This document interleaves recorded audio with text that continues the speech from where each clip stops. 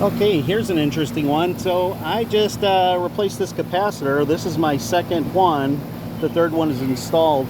Starting December of 2024, I was getting the compressor would start, but the fan wouldn't.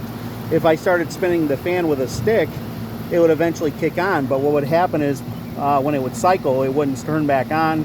The compressor would run and I believe trip a thermal switch. So just for reference, if you have one where the compressor is working and the fan doesn't start and then the compressor shuts off, it shut off probably because it's overheating and it detects the fan's not working. So that one threw me for a loop because the first capacitor was a GE. This is a Titan. I think this is made by Packard. I put this in 2019 and I figured this wouldn't be the possible link of why it's acting up this year, where just, I can hear the compressor kick on, but I can't hear the fan. And when you're in the house and it tries to cycle, by the time I come out here, it's shut down completely. And that's because, what I noticed is when I stand in front of it, it was really hot. And that's why I think it tripped the thermo. There must be a thermo trip in there that detects the fan's not running and pulling air through the, the coils. So this one, just for reference, if you have one of those scenarios where the compressor sounds like it kicks on when you're standing in front of it, as soon as it cycles, you got to be by it because it eventually will trip off. But the fan isn't moving, and then you take a stick and start spinning it in the correct rotation, and it starts picking up real slow and eventually builds up speed. That will run because you're basically aiding in the start that the start capacitor is lacking, and then it will run. But the problem is when your house cools to that certain point where it shuts the unit off and tries to cycle back on, it'll just, it'll overheat and it will shut itself off, and you'll be just blowing warm air through your vents.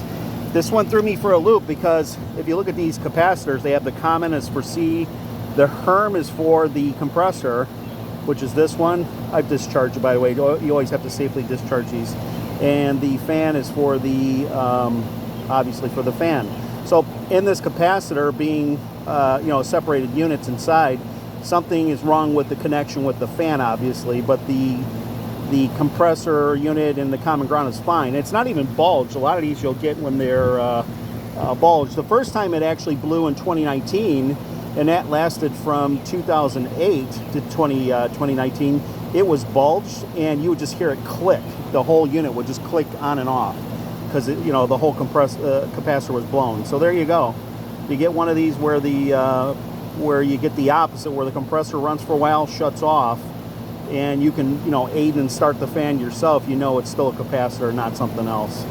And if you watch some of the YouTube videos out there, you can watch experienced technicians show you how to properly install these and discharge them correctly with usually you just use a screwdriver and make sure you're insulated so you don't get shocked, because this will knock you on your rear.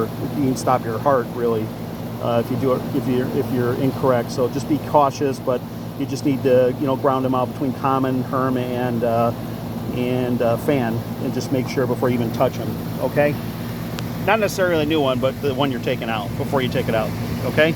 And then always remove power first to your box. Always pull that cap. I don't know if you can see it, but you basically just pull that out and shut the circuit, actually the additional circuit breaker inside, and turn that off and make sure your AC is not set to run AC, and just make sure you're safe. But anyways, there you go. Okay, thanks.